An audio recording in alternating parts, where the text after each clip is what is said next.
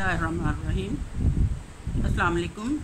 आज जो टॉपिक हम ज़ेर बहस लाएंगे वो है मोड ऑफ एजुकेशन, यानी तालीम के असलों। तालीम मुख्तलिफ आमाल और सरगर्मियों का मजमुआ है जो बनी नौ इंसान के समाजी पहलुओं को मंजर आम पर लाता है। तालीम जामद अमल नहीं, ये मुसलसल और पूरी ज़िंदगी पर मुहित अमल है। सबसे पहले हम बात करते हैं गैर रस्मी तालीम की।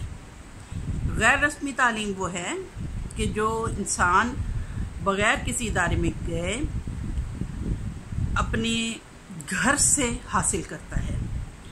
वो अपने ख़ानदान के अफराद के साथ रहता है और उनके मुशाहिदे से उनकी आदत व अतवार, महारतें और नई चीज़ें सीखता है। हम कह सकते हैं कि माँ की गोद जो है वो बच्चे के लिए पहली दरसगाह होती है कि माँ की आदत व अतवार जब बच्चे में मुंतकिल होती हैं, इब्तिदा चूँकि वो माँ की गोद से करता है और हम कह सकते हैं कि बिस्मिल्लाह जो है वो माँ की गोद से ही शुरू होती है। बच्चा जो है इल्म सीखने की इब्तिदा माँ की गोद से करता है। माँ जब उसको फीड करवाते वक्त बिस्मिल्लाह पढ़ती है या कोई कुरान पाक के इब्तिदा करती है और इसी तरह से सोते में जब लोरी देती है तो कलमे सुनाती है, मुख्तलिफ सूरतें सुनाती है, या जिस कौम या जिस इलाके का फ़र्द होता है वहाँ की माएँ उसी हिसाब से वहाँ की रस्म और रवाज के मुताबिक उनको लोरियाँ देती हैं और इस तरह से बच्चों के सीखने की इब्तिदा होती है। बाद अज़ां बच्चे जो हैं वो अपने माहौल से सीखते हैं। जब वो घर से बाहर जाने लगते हैं तो अपने इर्द गिर्द जो पाए जाने वाले अफराद हैं, माशरे में जो भी अफराद पाए जाते हैं, अपने दोस्त अहबाब होते हैं, अपने साथी होते हैं, उनसे बहुत कुछ सीखता है। और इस गैर रस्मी जो तालीम होती है इसमें किसी ख़ास मनसूबाबंदी की ज़रूरत नहीं होती और बग़ैर मनसूबाबंदी के ही इंसान बहुत कुछ सीखता चला जाता है। बच्चे की पैदाइश से लेके ज़िंदगी के इख्तिताम तक मजहबी, सकाफ़ती और मुआशरती इक़दार की तालीम जारी रहती है। यानी इंसान जो है वो अपने इर्द गिर्द से, अपने मुआशरे से, अपने साथियों से बहुत से नए रस्म व रिवाज, नई आदतें और नई चीज़ें सीखता रहता है। इस हवाले से हम कह सकते हैं कि सबसे पहला जो इदारा है छोटे बच्चों की तालीम व तरबियत के लिए वो घर है। उसके बाद हम कहते हैं कि मुआशरा, जिस एरिया में बच्चा रहता है, जिस मुआशरे में वो पनपता है, बड़ा होता है। और फिर हम इसके साथ साथ क्या कहते हैं कि रेडियो और टेलीविज़न ऐसे मोड हैं जो घर में रहते हुए, स्कूल में रहते हुए या मुआशरे में चलते फिरते बहुत कुछ सिखाते रहते हैं। दूसरी बात आ जाती है रस्मी तालीम, यानी बच्चे की उम्र जो है, हमारे पाकिस्तान में ये तरीक़ाकार है, वैसे तो इस्लाम में ये है कि 4 साल 4 माह का जब बच्चा हो जाता है तो उसकी रस्मी तालीम की इब्तिदा कर दी जाती है। उसको इस्लामी तालीम के हवाले से तालीम देना शुरू की जाती है। लेकिन स्कूल्स में एडमिशन के लिए जो है वो 5 साल उम्र है, यानी जब 5 साल का बच्चा होता है तो उसको बाकायदा किसी इदारे में दाखिल करवाया जाता है। उसके लिए बाकायदा मनसूबाबंदी की जाती है, सोचा जाता है कि किस किस्म के इदारे में, किस किस्म के स्कूल में हम अपने बच्चे को तालीम दिलवाना चाहते हैं। इंग्लिश मीडियम स्कूल में, उर्दू मीडियम स्कूल में या इस्लामी तालीम दिलवाना चाहते हैं और इस तरह से हम एक मनसूबाबंदी के तहत चलते हैं। इसके साथ साथ असूल ज़वाबित का तयन किया जाता है कि किन असूल ज़वाबित के तहत तालीम हासिल की जाएगी और नताइज का इन्हिसार जो होता है वो मकासद की तकमील पर होता है। यानी जो मकसद तालीम है वालिदैन ने जो करार दिया है कि किस किस्म की तालीम दिलवानी है, तो इन मकासद के जब नताइज हासिल होते हैं तो हम कहते हैं तालीम हासिल कर ली है।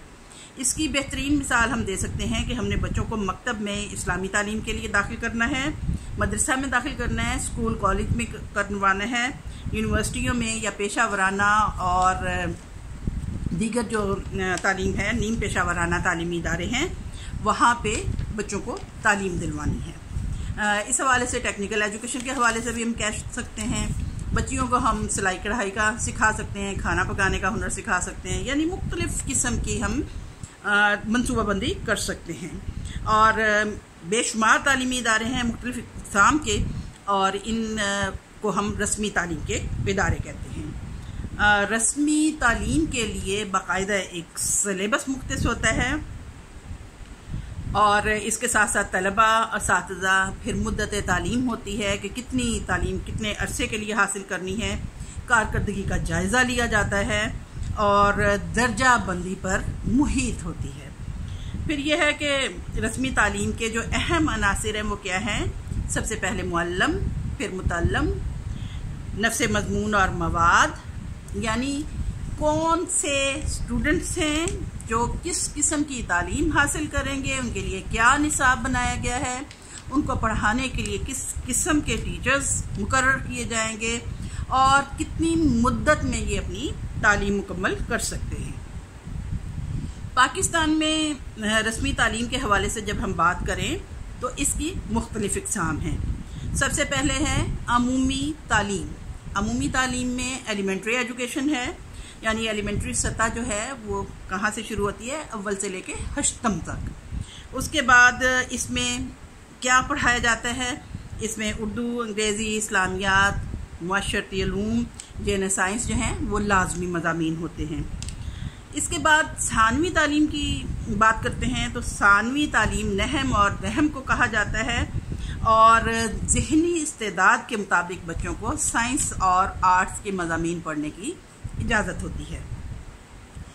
اس کے بعد آ جاتی ہے اعلیٰ تعلیم، یعنی F A, F S C, B A, B S C graduation جسے کہتے ہیں کالج سے، اور اس کے بعد یونیورسٹی سے ایم اے، ایم ایس سی. اس میں آرٹس اور سائنس کے مضامین پڑھائے جاتے ہیں. اور اعلیٰ ثانوی تعلیم جو ہوتی ہے اس میں F A, F S C, جس میں اردو، انگریزی، اسلامیات، مطالعہ پاکستان جو ہیں یہ لازمی مضامین ہیں، اور آرٹس اور سائنس کے 3 مضامین اختیاری مضامین کی حیثیت سے کہ جو بچے ایف اے کرنا چاہتے ہیں وہ آرٹس کے مضامین پڑھیں گے، اور جو ایف ایس سی کرنا چاہتے ہیں وہ سائنس کے مضامین پڑھیں گے. اس کے بعد گریجویٹ سطح کی ہم بات کرتے ہیں تو اس میں بی اے یا بی ایس سی ہے، جس کا امتحان یونیورسٹی لیتی ہے، اور اس میں انگریزی، مطالعہ پاکستان اور اسلامیہ جو ہیں یہ لازمی مضامین ہیں، اور ان کے ساتھ 2 اختیاری مضامین ہوتے ہیں اور ایک آپشن مضمون ہوتا ہے. یعنی بی اے کرنا ہے تو آرٹس کے مضامین اختیاری مضامین کے طور پہ لیے جائیں گے، اور اگر سائنس پڑھنی ہے تو اس کے لیے سائنس کے مضامین پڑھے جائیں گے. اس کے بعد بات آ جاتی ہے پوسٹ گریجویٹ، یعنی بی اے کرنے کے بعد نیکسٹ جو ہائر ایجوکیشن بچے نے حاصل کرنی ہے، جو کہ ایم اے، ایم ایس سی ہے. تو اس میں کیا ہوتا ہے کہ بچے جو ہیں وہ اپنی دلچسپی کے مضمون میں تعلیم حاصل کرتے ہیں. استعداد بچوں کی کیا ہے، ان کا رجحان کیا ہے، اور ذہنی صلاحیت کے مطابق وہ ایک مضمون کا انتخاب کرتے ہیں. جیسے کہ ایم ایس سی کیمسٹری ہے، ایم اے انگریزی ہے، ایم اے اردو ہے، ایم ایس سی فزکس ہے، ایم ایس سی میتھ ہے، یعنی کہ ایک سبجیکٹ جو ہے اس کو چوز کر لیا جاتا ہے. اور اس میں تخصیص کے ساتھ اسٹوڈنٹس جو ہیں وہ مطالعہ کرتے ہیں، اور بعد ازاں اعلیٰ تعلیم کے لیے ایم فل اور پی ایچ ڈی کرتے ہیں، جس میں کچھ خاص مضامین پڑھائے جاتے ہیں جن کو ہم کورس ورک کہتے ہیں. عام طور پہ ایم فل میں بھی 6 مضمون ہیں، اور پی ایچ ڈی کے لیے بھی 6 مضامین ہیں، جن میں پڑھنے کے ساتھ ساتھ تحقیقی مقالہ لکھنا یا ریسرچ ورک کرنا ضروری ہوتا ہے. اس کے ساتھ ساتھ فنی اور سائنسی تعلیم آ جاتی ہے. 1959 سے فنی تعلیم کو مڈل سطح پر پڑھانے کی سفارش کی گئی، اور فنی تعلیم کے ادارے اور ہنر سکھانے کا عمل جاری کیا گیا. فنی تعلیم میں اور پیشہ ورانہ تعلیم اور کامرس کے اداروں کا قیام کیا گیا. یعنی میڈیکل کی تعلیم حاصل کرنی ہے، انجینئرنگ کی تعلیم حاصل کرنی ہے، کوئی ٹیکنیکل ایجوکیشن حاصل کرنی ہے، یا کامرس کے حوالے سے تعلیم حاصل کرنی ہے، تو ایسے کالجز کا بھی قیام عمل میں لایا گیا. اس کے مقاصد کیا ہیں؟ طلباء کو اس قابل بنانا کہ باعزت روزگار کما سکیں، پھر یہ ہے کہ ملک کی صنعتی ضروریات کے مطابق کارکن پیدا کرنا اور طلباء میں محنت کی عظمت پیدا کرنا، یعنی ان میں یہ احساس پیدا ہو۔ پیشہ ورانہ تعلیم کی اقسام کیا ہیں؟ اس میں ہم کہہ سکتے ہیں کہ انجینئرنگ ہے، میڈیکل ہے، ٹیکنالوجی، علم و تعلیم۔ پھر یہ ہے کہ انتظامی اور تجارتی یعنی کامرس اینڈ مینجمنٹ کی تعلیم بھی ہے۔ پھر یہ ہے کہ زراعت کے حوالے سے تعلیم ہے، قانون یا وکالت ہے، اور خصوصی تعلیم جو ہے اس کے حوالے سے جب ہم بات کریں تو جسمانی، ذہنی، جذباتی اور معاشرتی طور پر پسماندہ بچوں کی تعلیم و تربیت کے لیے بھی مخصوص ادارے بنائے گئے ہیں، جن کو ہم اسپیشل ایجوکیشن کے ادارے کہتے ہیں۔ اس میں جسمانی طور پر معذور بچے بھی آ جاتے ہیں، سننے میں پرابلم ہے، بولنے میں پرابلم ہے، ظاہر ہے جو بچہ سن نہیں سکے گا وہ بولے گا بھی کیسے، اس کو ہم ڈیف اینڈ ڈم کہتے ہیں۔ آئی سائٹ کے حوالے سے مسائل ہیں، نابینا بچے ہیں اور دیکھ نہیں سکتے، یا جسمانی معذوری کا شکار بچے ہیں۔ پھر یہ ہے کہ جرائم پیشہ بچے ہوتے ہیں بعض، ان کے حوالے سے بھی ایجوکیشن کا اہتمام کرنا ضروری ہے۔ پھر سائیکولوجیکلی کچھ امپیئرڈ بچے ہوتے ہیں، مضطرب بچے ہیں، ان کے لیے پھر ذہنی طور پر پسماندہ بچے بھی پائے جاتے ہیں۔ پھر یہ ہے کہ فتین بچے جو بہت زیادہ ذہین ہوتے ہیں، ان بچوں کی بھی تعلیم کا اہتمام الگ سے کرنا ضروری ہوتا ہے۔ اس کے ساتھ ساتھ تیسری قسم آ جاتی ہے نیم رسمی تعلیم، یعنی نان فارمل ایجوکیشن۔ اس حوالے سے ہم نیم رسمی تعلیم جو ہے وہ تازہ ترین اصطلاحات میں سے ایک ہے، اور جس کا بنیادی نظریہ یہ ہے کہ تعلیم کو لوگوں کی معاشی اور سماجی ضروریات کے مطابق بنانا ہے۔ اس حوالے سے ہم کہہ سکتے ہیں کہ اس میں رسمی نظام تعلیم سے باہر کوئی بھی منظم تعلیمی سرگرمی جو از خود عمل پذیر ہو یا کسی وسیع تر سرگرمی کے اہم خد و خال کی حیثیت سے عمل پذیر ہو، جو کہ خاص مقاصد رکھتی ہے اور مخصوص ضرورت مند طلباء کے لیے ہو، اس کو ہم نیم رسمی تعلیم کہتے ہیں۔ یہ آپ دیکھتے ہیں کہ بعض اوقات اس طرح سے اہتمام کیا جاتا ہے کہ ورکشاپس پہ کام کرنے والے جو بچے ہیں ان کے لیے بھی شام کی کلاسز کا اہتمام کر لیا جاتا ہے، ان کو پڑھنے لکھنے کے حوالے سے یا ٹیکنیکل ایجوکیشن کے حوالے سے ان کو کچھ نہ کچھ ٹریننگ دی جاتی ہے، تو اس کو ہم نیم رسمی تعلیم کہتے ہیں۔ پھر آ جاتی ہے فاصلاتی تعلیم۔ چوتھی قسم جو ہے وہ ہے فاصلاتی تعلیم، اور فاصلاتی تعلیم کے لیے علامہ اقبال اوپن یونیورسٹی بہترین مثال ہے۔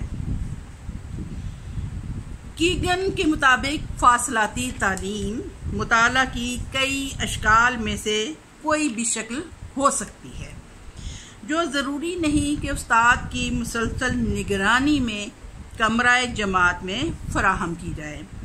البتہ اس میں تمام تدریسی طریقے شامل ہیں، جس میں تباہ شدہ مواد، بجلی کی مدد سے استعمال ہونے والی مشینیں اور دیگر طریقے استعمال ہو سکتے ہیں۔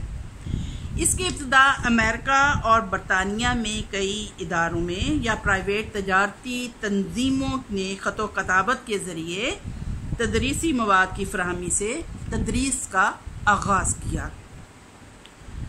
آسٹریلیا کی کوئنزلینڈ یونیورسٹی جو ہے اور یونیورسٹی آف نیو انگلینڈ شامل ہیں، اور پاکستان میں علامہ اقبال اوپن یونیورسٹیز کی بہترین مثال ہے۔ اس میں فاصلاتی نظام تعلیم کے جو مضامین ہیں ان میں انجینئرنگ کی تعلیم بھی دی جاتی ہے، جو کہ بذریعہ تدریسی اور لیبارٹری اور دیگر ذرائع جیسے ریڈیو، ٹیلی ویژن، کمپیوٹر کا استعمال، نفسیات، عمرانیات، معاشیات اور آثار قدیمہ، کمپیوٹر تعلیم، سول میکینیکل اور الیکٹریکل انجینئرنگ بھی اس میں شامل ہیں۔ بلکہ اب تو علامہ اقبال اوپن یونیورسٹی نے FSc کی کلاسز بھی سٹارٹ کر لی ہیں، جو کہ علاقہ اسلام آباد کے بچے جو ہیں جو ڈیلی پہنچ سکتے ہیں ان کے لیے اس کا اہتمام کیا گیا ہے۔